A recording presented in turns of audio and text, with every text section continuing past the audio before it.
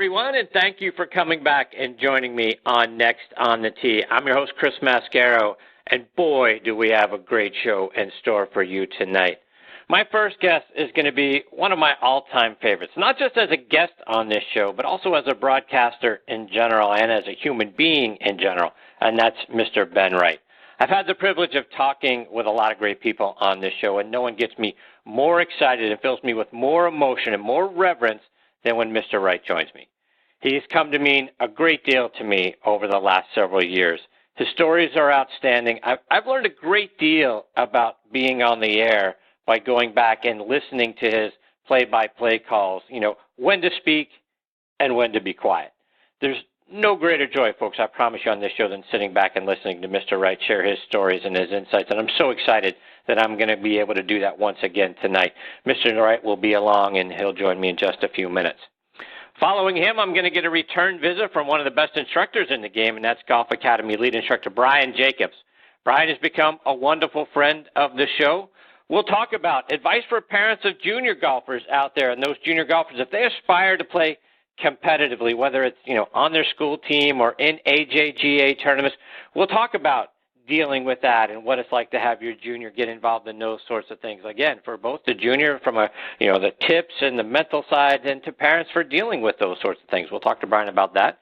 We'll talk about how to fix our slicer from coming over the top and pull hooking the golf ball off the tee. We'll get some advice from Brian on that. And Brian is up there in Buffalo, New York, so I may sneak in a question or two about his bills this upcoming season. Brian will join me a little bit later on in this half hour. Then we'll round out tonight's show with a visit from SuperSpeed Golf co-founder and president Mike Napoleon. We just started partnering with Mike and SuperSpeed Golf, so we'll talk about how their SuperSpeed sticks, and their swing routine can help us add more club head speed and more distance, which is what we're all after. We'll hear about the results that some of their customers are seeing. We'll do all that and more with Mike when he joins me about 45 minutes from now. So a lot more great stories and information coming your way tonight on this edition of Next on the Tee. And you know what? Thank you so much for tuning in and taking the journey with me over the next hour or so. But before we get started, I'd like to remind you about our good friend Matthew Lawrence and his show Backspin Golf, which airs Sunday mornings from 8 to 9 a.m. Eastern Time. It's my regular Sunday 8:03 a.m. tee time, and the show is broadcast on WLXG ESPN Radio AM 1300 up in Lexington, Kentucky. You can stream it live by going online to WLXG.com or doing what I did, which is download the WLXG app. Matthew's outstanding, and it's a great way to start your Sunday mornings. His equally fantastic and twin brother Mitchell also has a great golf show that marries golf and travel. It's called Talking Golf Getaways, which you can find online at golfnewsnet.com or over on Audio Boom, or really just anywhere you consume your podcast. He and his co-host Darren Bunce, they travel all over the world, and they let you know where to stay, play, and even eat while you're there. Again, it's called Talking Golf Getaways, and you can stream it online at golfnewsnet.com or over on Audio Boom. And folks, as you know, we are sponsored by the French Lick Resort. Let's hear our good friend Steve Rondinero talking about the great things they've got going on up there. Play legendary golf at French Lick Resort, the only place in the country where you can play courses by two Hall of Fame designers on the same property. Our Pete Dye and Donald Ross courses offer two very different challenges. Experience them both and save with our Hall of Fame package. Our two historic hotels are unique as well. Cap it off with a fun visit to the French Lick Casino. Check us out online at FrenchLick.com. Bring a group and save even more. Play legendary golf this season at French Lick Resort. Yeah, folks, be sure to go online to FrenchLick.com to see for yourself what a wonderful place it is and to book your stay as well. I also want to give a shout out to our friends over at the Ben Hogan Golf Equipment Company. All Ben Hogan irons and wedges are handcrafted one at a time in their Fort Worth, Texas factory. No mass production, no shortcuts. You can now order custom-made irons, wedges, and hybrids at benhogangolf.com. They'll build the clubs to your specifications, and best of all, charge you a fraction of the typical retail price. Check out their complete line again of forged irons, wedges, utility irons, hybrids, bags, and accessories by going online to benhogangolf.com. We're also proud to be partnering with Russ Holden and the wonderful folks over at Caddy for a Cure. One of the most unique opportunities in the world of professional golf is available to you through Caddy for a Cure. Spend a day inside the ropes with one of the world's best players as their caddy It's a fantastic way to have the time of your life while supporting our wounded service members and Fanconi anemia. You're going to get to walk side by side with your tour player, experiencing professional golf as an insider. In addition to the amazing experience you're going to have, you're going to get a fantastic gift package from Caddy for a Cure, including Under Armour logoed apparel and an eyewear package, a tour-grade caddy bib suitable for autographs and framing, a tin cup ball marking gift, chef's cut real jerky, and professional photographs from your day. They've got spots open right now that you can bid on to caddy for Jason Day, Rory McIlroy, Brooks Koepka, and Justin Thomas. Go online to Caddy for a Cure. That's CADDYFORACURE, caddyforacure.com to learn more. All right, now back with me on the French Lick Resort guest line is Mr. Ben Wright. Like I mentioned a moment ago, he's a treasure to me and to the game of golf. No one over the history of this show has come to mean more to me than Mr. Wright has. His kindness and generosity go beyond words. In my mind, he's the best broadcaster in golf history for the wonderful way that he has framed up golf for all of us on TV, making the events he was a part of infinitely more enjoyable to watch. He is also one of the great storytellers of all time, and you'll understand why I say that even more if you go pick up his book, Good Bounces and Bad Lies, which you can find on Amazon.com. And one of the things that I have posted over the last few years on our website, typically in January, I've listed 5 things that I'm wishing for out of the golf year. And every year on my list is Ben Wright broadcasting one more Masters. You're going to see it again in January of 2019, right there at the top of my list. But I'm honored he is with me again tonight here on Next on the Tee. Good evening, Mr. Wright. Thank you for coming back on the show. It's my extreme pleasure, Chris. I get a real kick out of being with you, and I'm particularly pleased and flattered that, I'm an old man now. In fact, I'm just about a month from my 86th birthday, believe it or not. And I've been out of TV for almost 20 years, and thankfully, lovely people like you keep calling. So I get to talk about the game that I adore.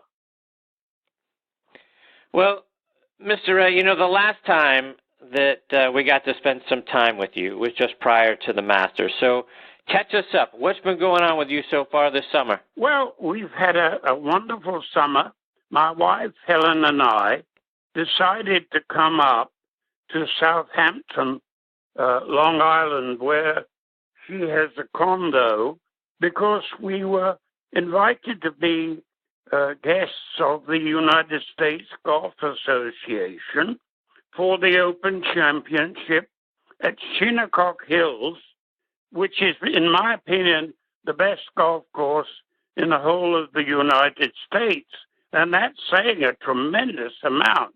And I played a lot of golf there, Chris, in years gone by with my then colleague, Jack Whitaker at CBS, who was a member there. And I absolutely adored that golf course. Now, of course, I've got to say that the course I played was a very great deal different from that was played at the Open. But we had a wonderful time, and they look after. I have a handicap problem in my back. I had a serious operation, and the USGA could not have looked after me as a handicapped person. It was quite extraordinary how beautifully they looked after people like myself, including giving us an electric scooter to zoom around the golf course, which is a lot of fun, but rather scary because, people don't look where they're going. And it was different. It was almost dangerous to have me at the wheel. But anyhow, we're having a wonderful time up on Long Island, which is probably the most expensive place I've ever been in America. But, as as they say, you can't take it with you. Indeed. So to that end, Mr. Wright, give us your thoughts. What did you think about what we saw there at Shinnecock Hills between the layout of the course, the U.S. Open, and how it all played out? Well, obviously the USGA lost it again on the Saturday afternoon and caused Phil Mickelson to have an incredibly stupid rush of blood. There's no really any good reason for that. He should have been disqualified, of course, but they're not going to affect the gate by disqualifying him because too many people love him, and a hell of a lot of them are from New York State. It's extraordinary, the love affair that there is between the people here and Phil Mickelson. But going back to the golf, I can't say enough about Brooks Koepka, because when he won at Erin Hills last year, I thought, well, he can win on a golf course where the fairways are 50, 60 yards wide, which made it a totally unsuitable venue, in my humble opinion. But he proved at Shinnecock that he can do it on a really hard golf course with no let-up holes at all. And I can't give the guy enough credit for that. Also, of course, I was very excited about the English boy, Tommy Fleetwood, with his last round of 63, which was only one more than would have got him into a playoff and created a record. But I wish he'd get his hair cut, mind you. There's an old fogey for you. But it was a wonderful championship, apart from Saturday afternoon, when the conditions became totally out of hand, really. I mean, when you get the best players in the world on TV putting off greens, it's not really kosher. And I was very disappointed in that. And I'll tell you, Chris, what upsets me is that it is this seeming antagonism between the USGA and the best professionals in the world.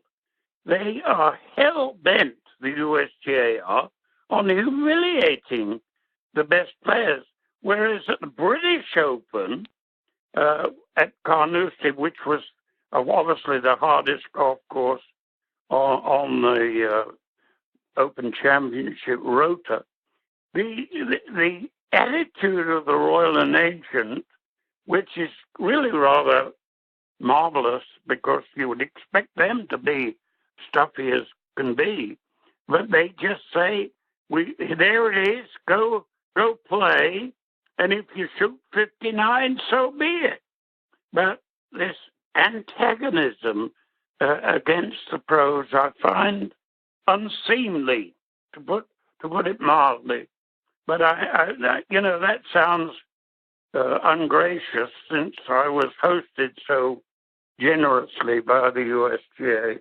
But I do wish they could back off a bit and let the players go at it and score what they like, Yeah, and that's exactly one of the points that I really wanted to expound on with you, because I feel like the USGA has it backwards. It feels like they're so bent on even par being the winning score that they are doing things to the golf course to try to make it so. And to your earlier point, the RNA and the PGA of America seem to be like the RNA. To me, the weather is going to dictate how this plays out, right? The golf courses are gettable if it's beautiful outside, but when the wind starts to blow and it starts to rain and all those sorts of things, then the golf course bites back. And then the PGA of America, it seems like, hey, if you shoot par, you shoot 20 under like Jason Day did a couple of years ago, so be it. You got the golf course, and the golf course didn't get you. But the USGA is backwards. It's like they're trying to force even par to be the winning score. I just think they've got it wrong. I agree with you. You make the point much more succinctly than I did.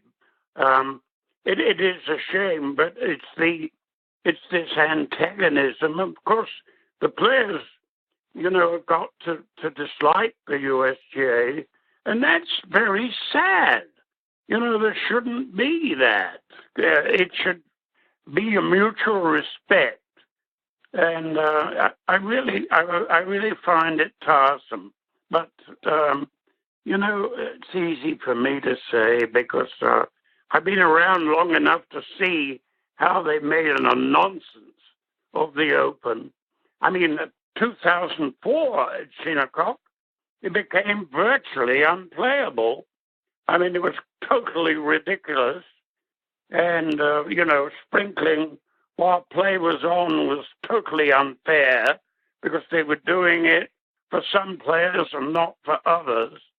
And, I wish they just set up the golf course hard as they want it, put the pins in some tough places on at least some of the holes, and let them fly, Just don't, as you say, try and make even par the winning score. It's ridiculous because you're not going to do that nowadays. I mean, these guys are so good, they're going to beat you whatever you do, and but there's no need to make them look stupid.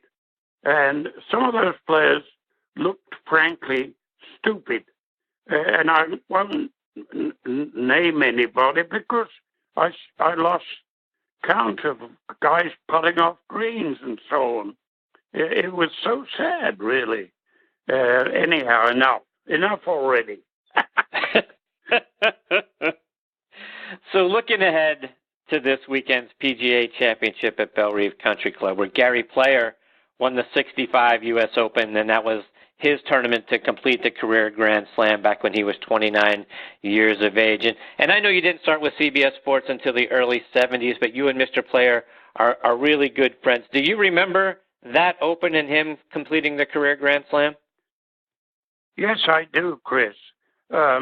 Because obviously it was the first time, because of Ken Venturi almost dying at Congressional in the Open of 1964. It was the first time they had a single round on the final Sunday, which was a very good move in the correct direction and admirable by the USGA. But it ended in an 18-hole playoff with Gary against a great friend of mine, Kel Nagel of Australia, who's no longer with us and was one of the most lovely people you could ever wish to meet. He served all through World War II as a foot soldier and was just a down-to-earth, lovely man. And I remember him telling me years later that Gary was a little fortunate in that he got some fortuitous bounces off spectators in the playoff. There were two particular instances where he hooked tee shots apparently into real no man's land, and they hit both of them hit a spectator in the back and bounced clear. So it was. I think those 18-hole playoffs are well done away with. They're very boring, and that was very boring too, I might add. But there we are. I was also obviously broadcasting when Nick Price won the PGA at Bellerive in 1992. And you know something? It's a kind of golf course, Chris, that I don't really remember a lot about.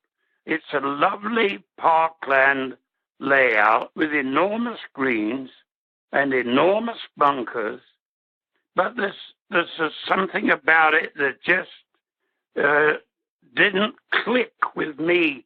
Of course, I'm crazy about links golf and Shinnecock Hills, although it isn't truly links golf, is as near as makes no difference. But I question playing on parkland inland courses, the major championships. There obviously there's some very good ones coming up in the future. Bethpage Black next year, Harding Park, the Ocean Course at Kilgore Island, and places like Oak Hill in Rochester, New York. Really good, great tests of golf. But I think just Bellerive is very beautiful, no question about it. But it's not exactly what you'd call memorable, but it's a hard golf course. And, it's a true test. There's no question about it. And going back to that 92 championship, Nick Price won it, 6 under par, 278. But that was, a long time ago, especially when you think about it in terms of how advanced golf equipment and golf technology and the golf ball have come since that tournament. So 6 under par. Do you think we'll see something close to that again, or do you think we've made such big strides since then we might be looking at a champion that's somewhere, double digits and above? I would be surprised, Chris, if it isn't double figures under par because of the improved equipment. But the players have improved with their fitness. I mean, some of them are real gym rats, notably Rory McIlroy, and they're just so. In my early days, Chris, I would accept what other sportsmen would say, that golfers were not athletes. And that was almost true. It was a little hard, but there were a lot of bellies out there, a lot of beer bellies. And, and it was a boozy game, really. But, now, gosh, what a fit-looking bunch of people they are. Mr. Wright, a couple of more before we let you go. And going back to the time after the Open Championship, I was a little disappointed in the hours afterwards and the headlines on outlets like ESPN because they were all about Tiger Woods. Nary a word on their main headlines on ESPN.com about Francesco Molinari having actually won the event. It was all different things about Tiger. And we seem to be, everything seems to be Tiger crazy, Tigermania everywhere. Was it that way back in the day? Was that when Mr. Hogan was at his peak, or when Arnold Palmer was, at the peak of his popularity and his prime, or Jack Nicklaus? Was it all about them, or is it different now that we are so fixated on Tiger Woods? I think it's the most extraordinary thing. It was never like that. In Palmer's day, of course, he was revered, but it was the big three. In Hogan's day, there was huge respect for the gentleman, but particularly from the British public. But, nothing like the hysteria there is around Tiger today.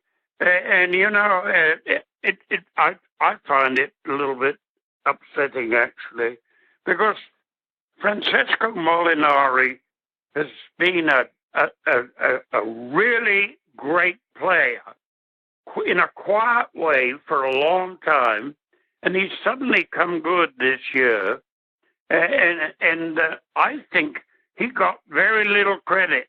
I agree with you wholeheartedly that American television didn't give him a fair shake at all. And Sticking with Tiger just a little bit, Mr. Wright, we've got the Tiger versus Phil winner take all match sort of looming out there that they're trying to finalize. It sort of feels a little to me like the old shell matches, just for a whole lot more money. Were those things that did people like watching those back in the day? Was that something you enjoyed broadcasting and reporting on, or is that something that went by the wayside for a reason? Well, when in my young days, Chris, there wasn't the money available. Obviously, I remember vividly lunching with Christy O'Connor, the great Irish player, before he went out and won the first four-figure sum in British golf history. And that was 1955, if memory serves me correctly. And when you think of the millions tossed around today, it is very different. And I find, I will willingly admit that Tiger's one of the all-time great players. But he has got a lot to prove right now, that he's back to his best. He really had a wonderful chance at Carnoustie, and I think rather predictably, it sort of, I wouldn't say he choked, but the enormity of it, I think, got to him. But I really think there's a lot too much of Tiger when he's not in contention. I get really ticked off when he's 12 or 15 shots out of the lead, and we get an overdose of Tiger. At the expense of the guys who were winning the tournament, for goodness sake. Yes. Yeah, couldn't agree more. I feel the same way. I feel like they're making him the story when he's not the story. The guy who's actually winning is the story, but it just gets overshadowed by Tiger. And to that end, Mr. Wright, and I know again what a big fan you were of Ben Hogan. Right now, if Tiger were to win this PGA Championship, the U.S. media would be like, it's the greatest comeback in the history of golf. Forgetting what Mr. Hogan came back from, forgetting what he achieved after the accident and the things that he went through to get back to the top of the game. Do you mind touching on that briefly, please? Well, I was horrified at everybody saying that Tiger made the greatest comeback in golf history from injury, and to me, Hogan is head and shoulders above anybody that ever came back and did what he did. And when he went to Carnoustie, having said that he was going to win and would never return, people tend to forget he'd already won the Masters and the U.S. Open that year before he even got to Carnoustie.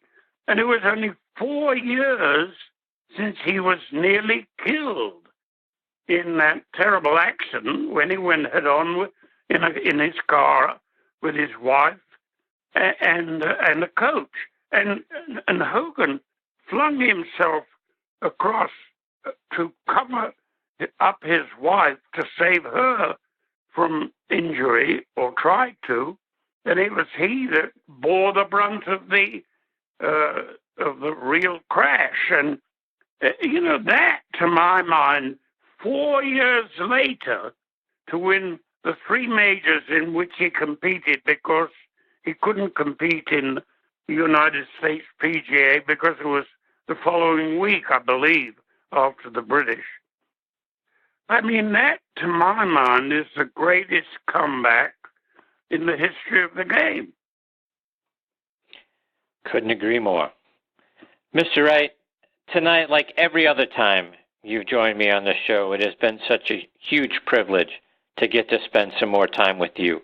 I can't thank you enough for taking time out of your night to come back on the show, and I hope we get the honor of having you back on the show again soon.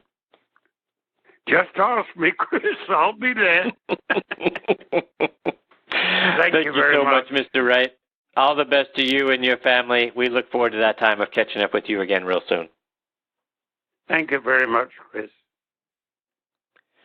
That is the great Ben Wright. And like I say, folks, nothing gets me more excited and more emotional about a segment than getting to spend more time with Ben Wright. He's a golf treasure, and he has meant a great deal to me over the course of the years of this show, and I sure hope we get the opportunity to catch up with him again sometime in the fall.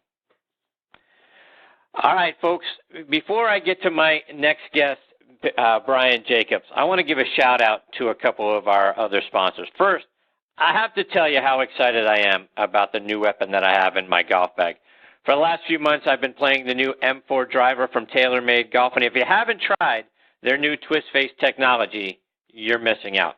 I don't know about you, but I don't hit it in the center of the face every single time.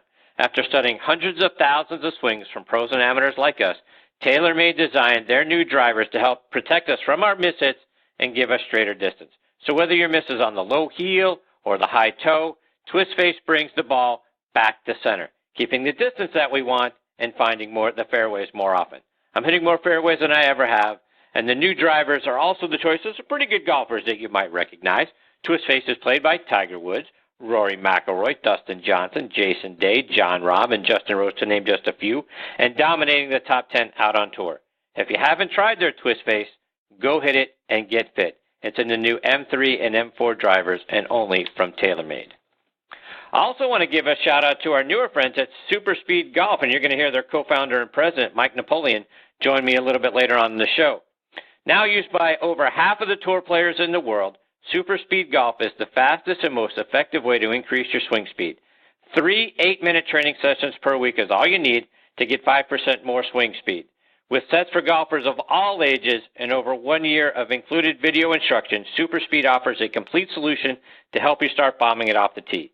Visit them online at superspeedgolf.com to pick up your set today. And folks, this segment of the show is sponsored by our friends at the PGA Tour Superstore. This segment of the show is brought to you by the PGA Tour Superstore. See why golfers everywhere are proud to call PGA Tour Superstore their golf pro shop. Visit them online at PGATourSuperstore.com. Now back to Chris and more of the show. And now back with me on the French Lick Resort guest line is Brian Jacobs. Let me remind you about Brian's background. Here in his undergraduate and master's degree of education at NYU, he became a PGA Assistant Director of Instruction at Ravenwood Golf Club up in Rochester, New York back in 2006, simultaneously becoming a staff instructor for Hank Haney Golf. 2010, he became the Director of Instruction at a Hank Haney Certified Instructor at Irondequoit Country Club up in Rochester. 2014, he became a lead instructor on the Golf Channel Golf Academy. 2015, he started the Brian Jacobs Golf Academy up at Ridgemont Country Club, also in Rochester, and I'm very excited he is back with me again tonight here on Next on the Tee. Hey, Brian, thanks for coming back on the show. Hey, Chris, how you doing this evening? Fantastic, Brian. How have you been, my friend? It's been a little while. Catch us up. What's been going on with you?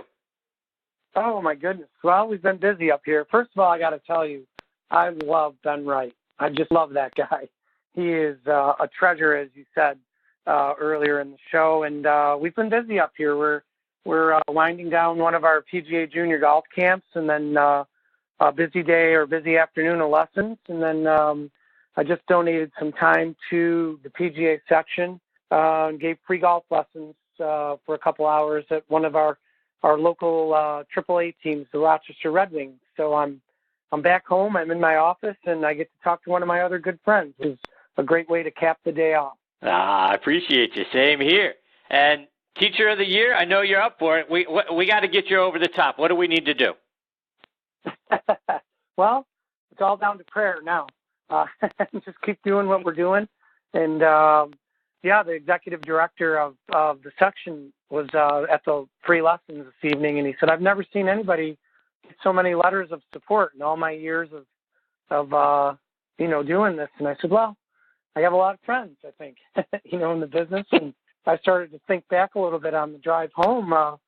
I've been all around the country and met a lot of different people and been touched by so many people and learned so much. And I could never thank everybody, but anytime you win an award, it's really a reflection of, number one, your spouse and your family and your values, and then also your peers and all the people that you've learned from. So it's really a community award when I get one, and it's been a great ride this year, and I'm looking forward to hopefully continuing on, with Teacher of the Year type credentials.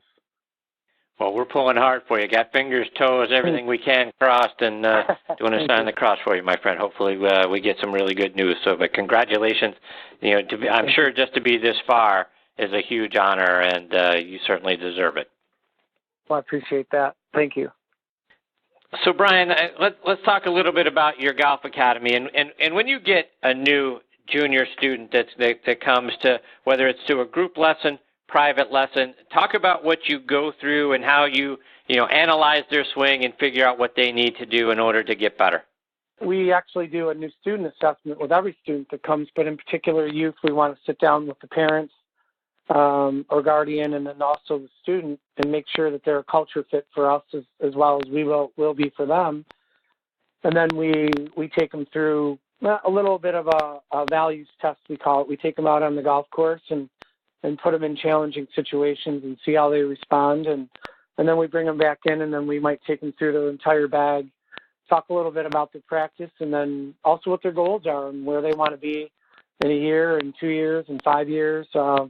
We recommend a lot, whether the student stays with us or whether we choose them as a fit, to do a lot of writing, creative writing, journaling, especially for teenagers. They go through so much today with the media barrage and all the negative things that happen in society. We want to make this a positive experience for them. So we like to see our kids journal, and there might be times where they might ask us to read their stuff, and it connects them to us and us to them, and we feel that we're an extension of their family then.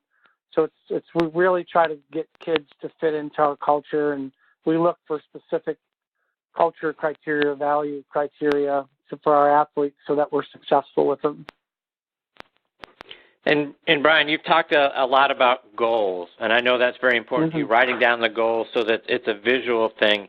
But when you're talking to those junior players and their parents for that matter, and talking about what their goals are, what's the conversation like regarding the level of commitment it's going to take on both the junior player, him or herself, what they're going to need in order to get to meet those goals, but also the commitment the parents are going to need to make as well? Right. Yeah, depending on the age, when they come in when they're younger, we like to put them in our youth academy until they're about 13, or they show a real aptitude for, like I teach a 7-year-old girl. I can give an example. She's wonderful. Her parents are wonderful. And she tried to be in a group, but she just wasn't getting what she felt out of it. And you could tell that she has what we call the gift. She's a real quick learner. She's very athletic. She's a hard worker, and she's little. She's 7, turning 8, and she's just the cutest little thing. But she's will rip your face off on the golf course. She wants to win.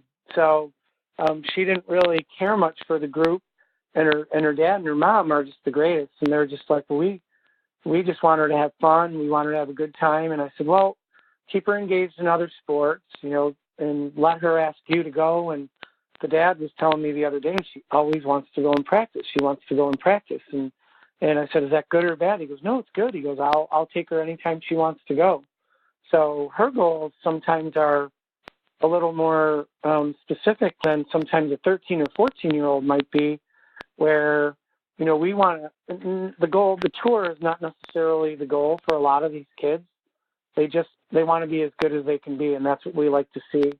And if something works out where they're capable and able to play in college, that's great. And if they're in college and they blossom into something even better than that, then we might have a discussion about mini tour or other things down the road. But when they are writing their goals and talking about their goals, the parents have to know they've got to be in it for the long haul.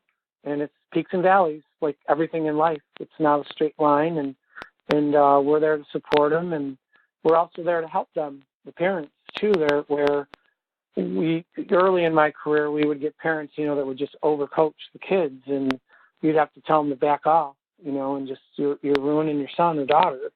You've got to let them do stuff on their own, make mistakes and learn, and it's a process. It's a long process. So we have great commitments from our athletes and from our parents. And Brian, millennials aren't like when we were kids. Their attention spans aren't as long. You have to sort of pry their cell phones out of their hands, and they want instant gratification. Correct. How do you keep your junior players engaged and excited about the game? Well, we game a lot with them. We had today, so it hasn't rained up here, and it's been in the 90s, I think 17 or 18 days this summer, which we don't normally get. Super high humidity.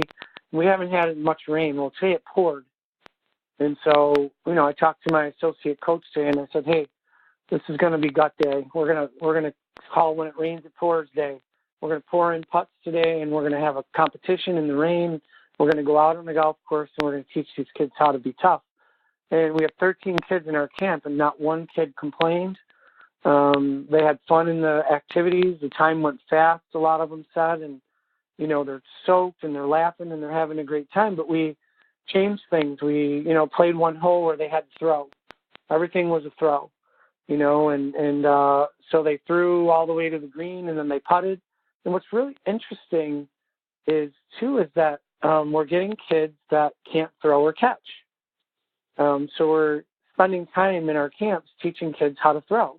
When I was growing up, or you were growing up, our dads, we went out in the yard and we threw the football around, or we threw a baseball around, or we had a game of catch, and these kids are sitting on the computer. So we're encouraging the parents, to play catch with their kids and get them out and outside. And we don't see a lot of great function out of a lot of the kids. And then when you see a kid that functions really, really well, you're like, wow, this kid's unbelievable.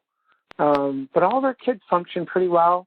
A couple kids are a little weak in the throwing and the catching.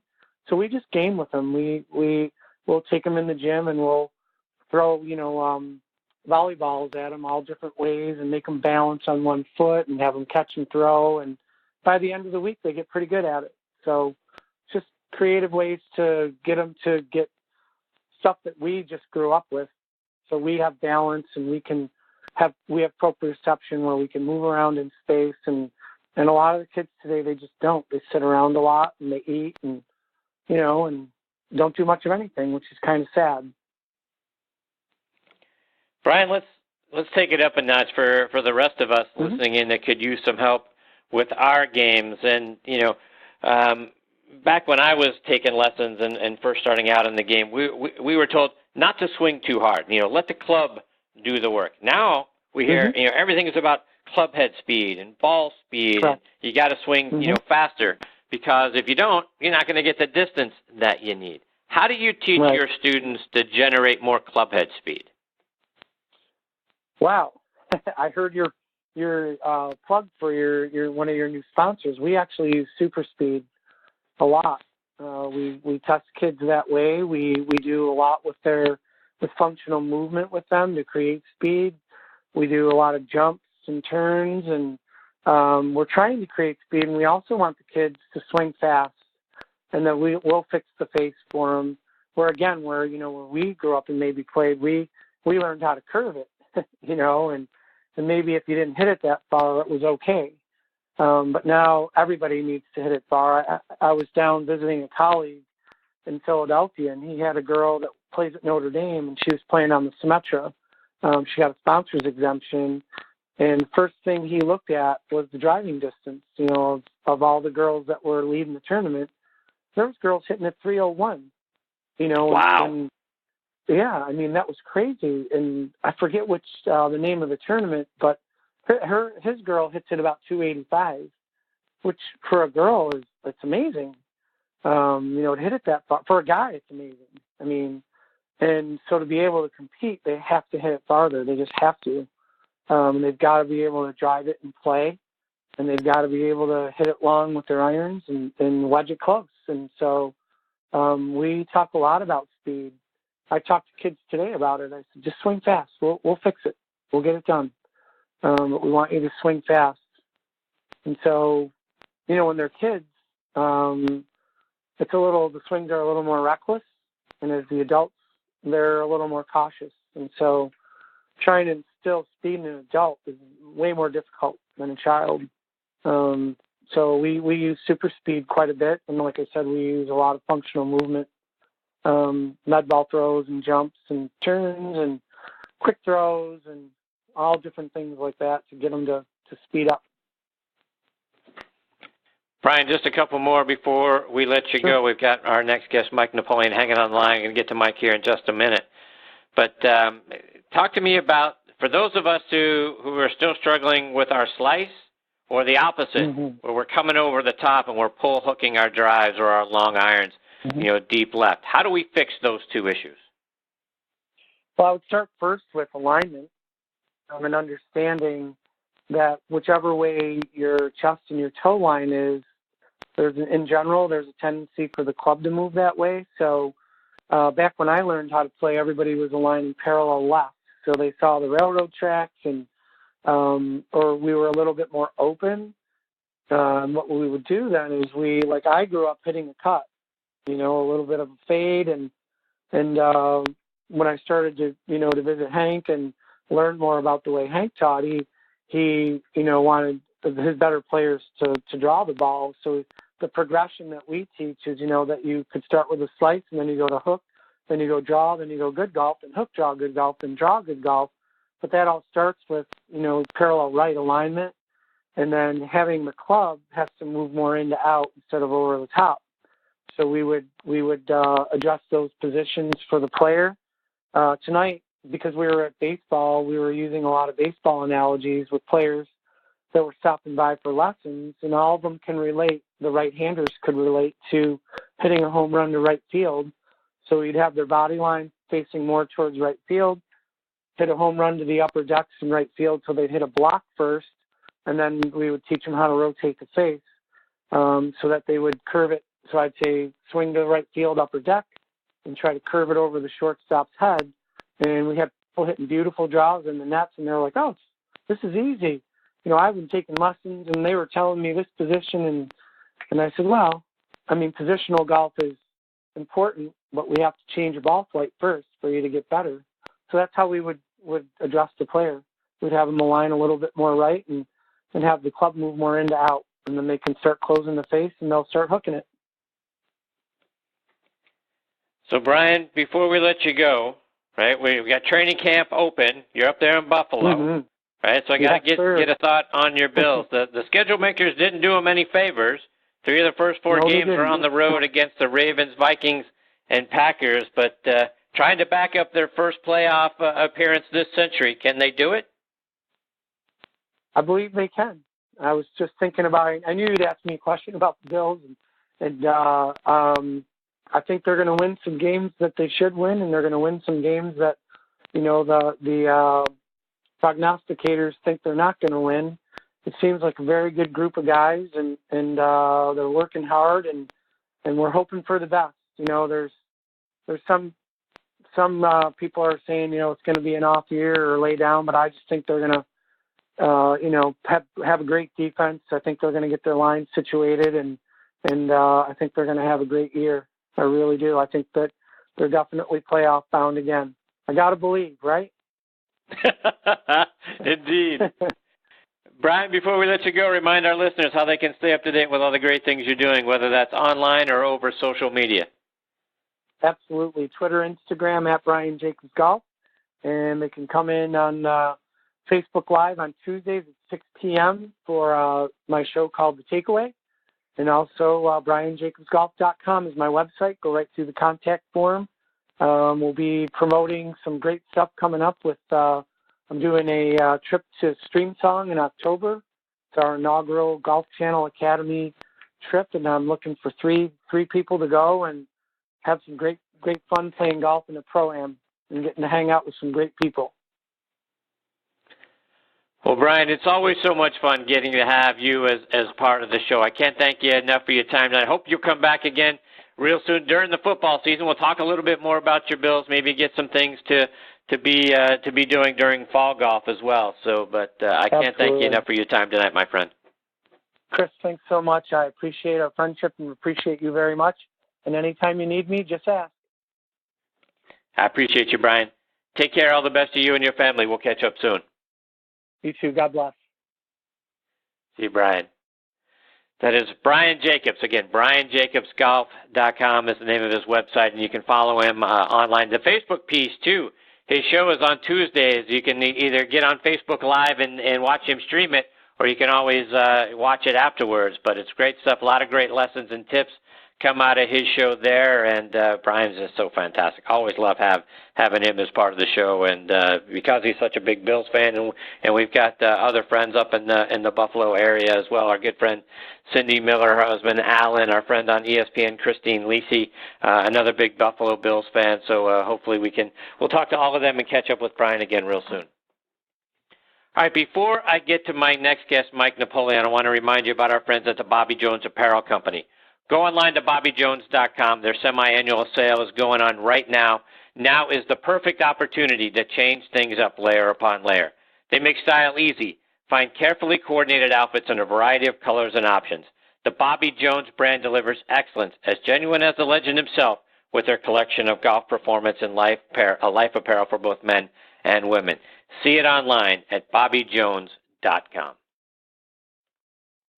All right, now joining me here on the French Lick Resort guest line is the co-founder and president of SuperSpeed Golf, Mike Napoleon. Let me give you some background on Mike. Graduated from the University of Georgia. You guys know I'm down here in Atlanta. Big UGA fans all around. My wife from UGA as well, and he graduated from the Franklin College of Arts and Sciences. From there, he earned his master's in music performance from Arizona State. He is a PGA TPI certified instructor, which gives teaching pros a deep understanding of how the body's strengths and weaknesses affect the golf swing. SuperSpeed Golf is a fantastic aid. I'm very excited about it. You heard Brian just talk about it as well, and I'm excited Mike is with me now here on Next on the Tee. Good evening, Mike. Thanks for coming on the show. Yeah, Chris, great. Thanks for having me. So, Mike, I want to start by understanding, first, how did you go from getting your master's in music performance to creating a great golf aid like SuperSpeed Golf? Yeah, it's a great question. Believe it or not, the two worlds they're fairly similar. So, I mean, I spent a lot of time through my formal education in that world, really trying to learn and understand how people, learn fine motor skills, how to practice, how to schedule practice, how to peak for performances. A lot of those different types of things that we learned in that world were almost second nature. And I didn't start in the golf business early. I got into the golf business after grad school, and it really happened, because I'd never really taken a lot of golf lessons before. And then I started at that point, right toward the end of grad school. I found that a lot of the knowledge that was out there in the golf coaching world was not nearly as intricate on just, how long should you practice? When should you practice? Should you take breaks? How should you structure an overall program to optimize somebody's learning potential? I kind of saw that there was an opportunity there to bring a lot of the knowledge that I studied at the university level for a long time into the golf coaching world and just sort of change the craft a little bit to help people get better in a faster and more efficient way. And Mike, how did your TPI certification and sort of understanding the body's strengths and weaknesses, how did that play into your designing of the SuperSpeed sticks and also the training protocols that you put together? Yeah, absolutely. I mean, first of all, hats off to all the guys at TPI. I think they do a phenomenal job of educating people. And from my perspective as a golf coach, especially one that was getting into the business after grad school and trying to learn as much as I could, every time I went to a TPI seminar, I left thinking, how did I not know this information? I'm working with people every day that have various different physical characteristics that may or may not be limiting the way they swing the golf club. And, I just feel like you're going in blind in a lot of ways if you don't have a good understanding of a lot of the body swing connection. As far as how that affected SuperSpeed, I'd answer that in a more general sense. As far as what we did before SuperSpeed, we owned golf performance academies, and my business partner Kyle Shea did all of the health and medical side of that. I did the swing coaching side. our goal there was to find out as much information as we could about a player before we ever tried to coach them. So, we looked at every intricate detail of the way their bodies work physically, all the biomechanics and 3D motion of their body, force plate data, launch monitor, just to get as much data as we could before we started coaching. So creating a very personalized program for each client that we dealt with. And what we found out of that, and one of the reasons that we have now moved on to SuperSpeed, that's a great model, by the way, for coaching. But what we found is that there's certain aspects of golf coaching, overload, underload training, overspeed training specifically, that's something that can actually work for basically every player that picks it up. And you can do it in a very simplistic way. So we've designed those protocols having all that knowledge of, the intricate ways that people's bodies move during the golf swing in order to make a program that's going to actually fit a vast number of players, that all of them can do a fairly simple program from a coaching standpoint and get big results in their game. And Mike, going on to your website, superspeedgolf.com, the training protocol says swing aggressively because, as the site says, that's the most common error with players nowadays. We should be trying to create maximum speed through the hitting zone. And as I was talking to Brian Jacobs just a little bit ago, that seems very contrary to the way that we were taught when we were kids. Let the club head do the work. And now we're saying swing fast, be aggressive. Talk about the change in mindset went from my generation to the juniors and the guys that are out on tour now in their 20s and 30s, and how that plays into super speed golf and getting that club head speed and being more aggressive. Right. I think being more aggressive in the golf swing is not something new. It's just something that wasn't talked about nearly as much. If you really look back, go back to like your Jack Nicklaus days and those type of players. These guys were still swinging very aggressively at the golf ball, especially when they've got a driver in their hand. Now, obviously, we're not talking about easy pitch shots and wedge shots. We're talking about when you're taking full swings at driver and your long range, that kind of stuff. Club head speed is a major help in helping that ball fly in a better way. I would say that over time, golf has become more and more and more athletic over the last 20, 30 years. I would say, starting back from, Tiger coming on the scene and having so much of a higher level of athleticism than many of those around him. And now everything's just catching up. And now we know that, if you create a great athlete, you can teach that great athlete how to play very high level golf. And I think that's the paradigm shift. The paradigm shift, especially from junior coaching, has gone from let's teach that kid as much as we possibly can about golf and the golf swing as early as we can start them, to let's make that kid the best athlete possible in multiple sports. And then as he gets a little older, we can, if he so chooses to specialize in golf, he'll have the potential to be a very high-powered and elite athlete.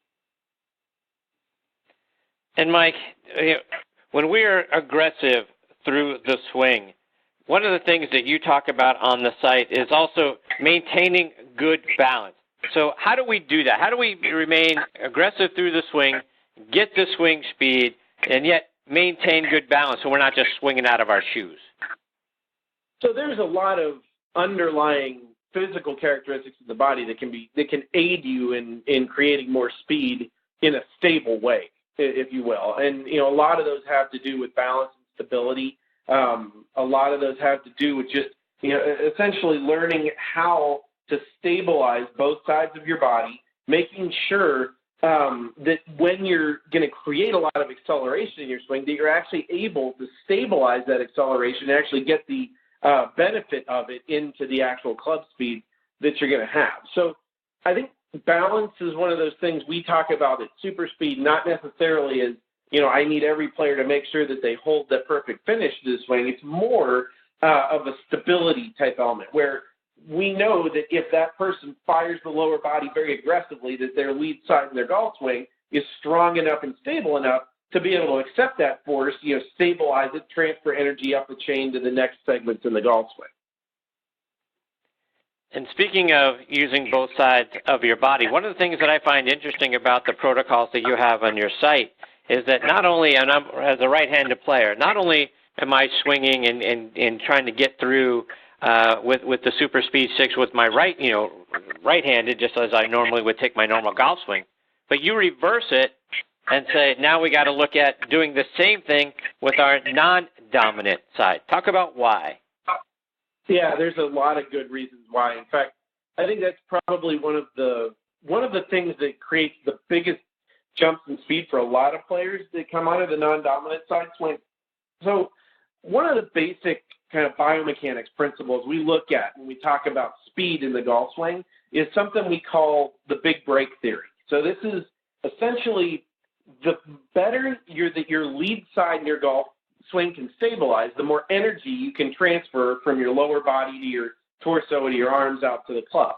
So let me kind of put that in another way. Like when you fire your golf swing, when you get up and you transition your golf swing, your lower body fires in a very aggressive manner, right?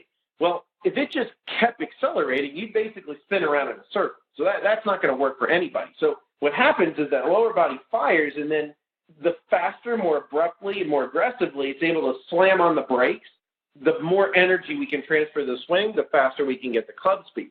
Now, how that works with the non-dominant side is, especially a lot of our amateur golfers we work with that, have been swinging the golf club and they don't do tons of other exercise, but they're swinging the golf in one direction all the time. What we end up seeing is actually some cross inhibitions in their body where they'll have a lot of the muscles in their body are working really well. The other half is almost turned off. So what happens typically with that in the swing is that those muscles that are used to stabilize that acceleration aren't working well, so we don't get a lot of energy transfer. So that player might feel like they're swinging really hard, but they're not getting any speed out of it. So with the non-dominant swing, it's an indirect way to activate a lot of muscles on the other side of that player's body. They're going to help them transfer more energy.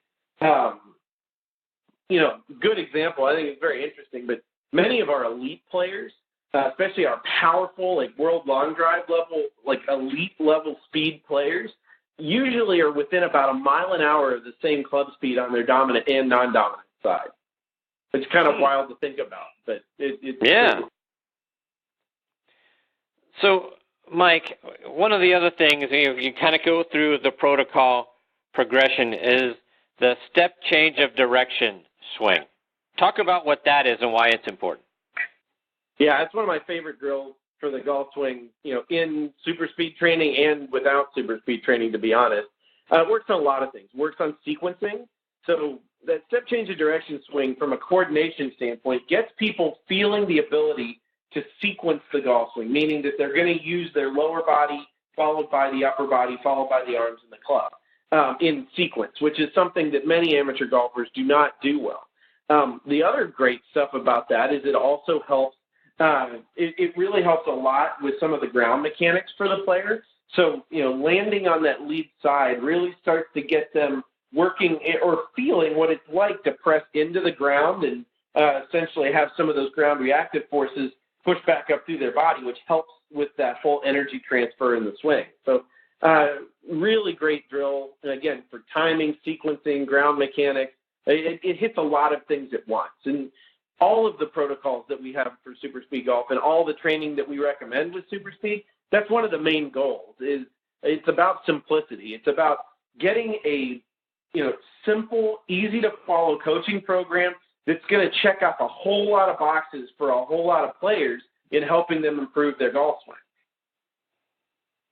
So, Mike, after people go through the program, right, and they've started going through and using the SuperSpeed 6 on a three times a week and going through all the different protocols, what are you seeing with respect to increases in club head speed and driving distance?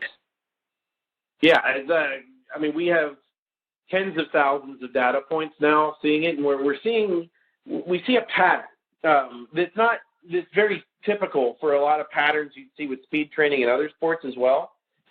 You see an initial jump in speed. So basically when a player starts doing the protocol, usually after the first session, they're going to see a jump in speed. It's just, for example, let's take a player that swings at 100 miles an hour. We usually see a 5% jump pretty much right away. Then over the next 6 to 8 weeks, so that's the initial jump. In the first 6 to 8 weeks, we're going to call that a normalization phase, where what's going to happen is it's going to become permanent. So after about 6 to 8 weeks of regular practice and regular training to the system, we're going to see that player enter a plateau phase at that new speed of around 105 miles an hour.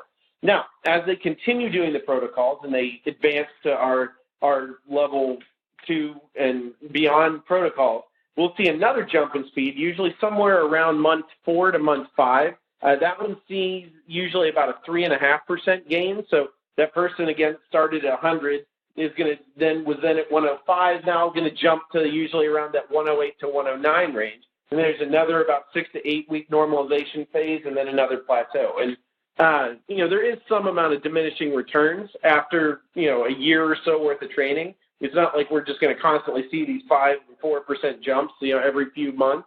But at that point, after they've been doing it for a while, we actually see a lot of our tour players that have been doing this for years now love starting to use this before rounds. They feel like it really triggers their nervous system well. They feel like it's a very easy and more efficient way to get themselves ready to play a round of golf once they've been doing it for, like I said, about that year-plus range of the training. Yeah, I think correct me if I'm wrong, but I think I saw Ian Poulter out on the practice range using the SuperSpeed sticks last weekend, if I remember correctly. Is that right? Yeah, you did. Ian's been working with the system now for about 6 months. He's been doing some really good stuff with it. If you notice too, and look at some of his stats, I mean, it's all going a little faster. The ball's going a lot further. So, Mike, before we let you go, a couple things. One, I got to get your picks. Who do you like this weekend in the PGA Championship? Oh man, that's such a tough pick. I mean, honestly, I'm a big fan of a lot of those guys. I really think Justin Thomas is kind of on a roll right now. He's peaking at the right time here for this again, especially with last week. I think he would be a front runner. I think Dustin Johnson's another front runner, as he is in just about every tournament that he enters at this point. And then, I'd also put, some of the dark horses might be I'd probably put like a Tommy Fleetwood in that category. All right. So, Mike, before we let you go, let our listeners know, how can they date with all the great things that you're doing, get the product online, and then follow you guys on social media as well? Yeah, absolutely. Everything's available at www.superspeedgolf.com.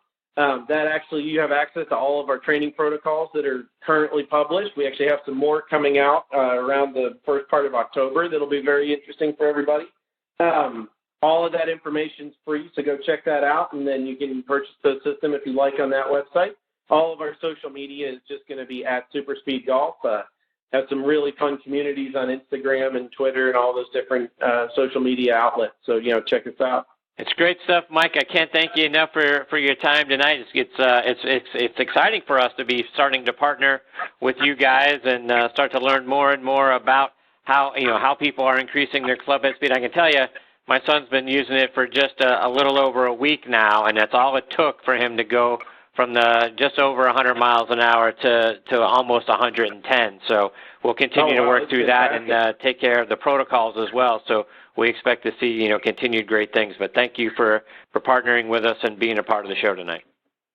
Yeah, no, we're glad to do it. Like I said, our goal is just to help people in the easiest way possible. Get some simple stuff out there that's going to help people have more fun with the game of golf. Appreciate it, Mike. Hopefully we get the opportunity to catch up with you guys again real soon. In between now and then, all the best to you and everyone there at SuperSpeed Golf. All right, you too, Chris. Thanks a lot. Thanks, Mike. That is Mike Napoleon. Again, superspeedgolf.com is the website. Go check it out online, folks. And just to kind of give you an idea of what we're talking about here is essentially you've got 3 different weighted shafts about the length of your driver. And then you get it monitored to tell you how fast your swing speed is, right? So different weights. You start off with the lightest one, you move to an intermediate, then to a heavier one, and you go through those protocols. And it's just 5 swings per stick on the right side. You do 5 swings on the non-dominant side, and then there's some other things that go through the protocol. But really does it's interesting, right? The first thing you get is it's fun just to try, right? How fast can I swing it, right? And like I said, my son was out there, going at it pretty hard and got himself to 118, but it sort of was swinging out of his shoes to get to the 118. But started out in the low 100s and on a regular basis has now got himself pretty close to 110. So hopefully we can, to Brian Jacobs' point, now making sure that club face, right, is where we need it to be. But it's a lot of fun, and it's a really cool device, and I highly recommend it. SuperSpeedGolf.com. Go online to check it out. All right, before we close up shop tonight, we want to remind you about our good friend and PGA Tour pro, Jim Estes, and the great folks over at the Salute Military Golf Association. Let's hear a word from Jim.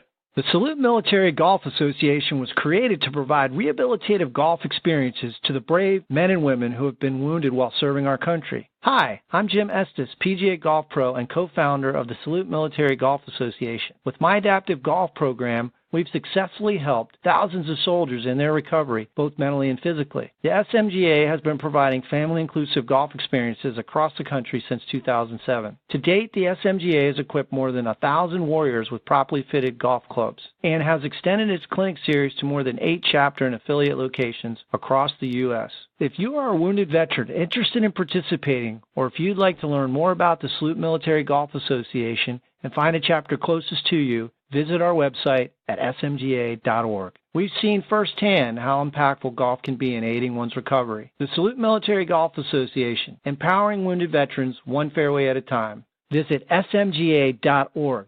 That's smga.org. Yeah, folks, Jim and his team continue to do wonderful things at the Salute Military Golf Association. To find out more information and to see how you can get involved, go online to smga.org. All right, folks, time for me to put a bow on this episode of Next on the Tee. My sincere thanks again go out to Mr. Ben Wright, Brian Jacobs, and Mike Napoleon for joining me tonight. And please, give me your thoughts. Check out our page on Facebook, Next on the Tee with Chris Mascaro. Please, let us know how we doing. What do you think of the show? Plus, if you've got a question for one of our guests that have been on the show, or maybe someone that is scheduled to join us, which you can find online on our website, nextonthetee.net, let me know right there on our Facebook page, and we'll be glad to get that question answered for you. Please also check out our sister show on the football side, Thursday Night Tailgate, with me and my co-host Bob Lazari and our announcer Joe LaGianusa. That show airs live every Thursday night from 8 to 10 p.m. Eastern Time. You can stream it live right here on Blog Talk Radio, or that show like this one, also available as a free podcast over on Podbean and on iHeartRadio as well. On Thursday Night Tailgate, we're joined every week by 5 NFL legends sharing their stories from their playing days and their, sharing their insights on what's going on around the NFL today. Plus, we also highlight 2 players doing great things in their communities in our Spotlight on the Positive segment. You can find that show online at ThursdayNightTailgate.com. And again, this show, nextonthetee.net. Or you can stream or download any of our archive episodes for free by going over to Podbean. We can't thank our friends over on Podbean enough for featuring both shows. Go to Podbean.com or download the Podbean app, and you can take either or both shows with you everywhere you go. Folks, thank you again for listening to this show tonight. We know you've got 1,000 podcasts and shows online that you can stream, and we really appreciate the fact that you are making Next on the Tee one of them. Until next week, hit 'em straight, my friends.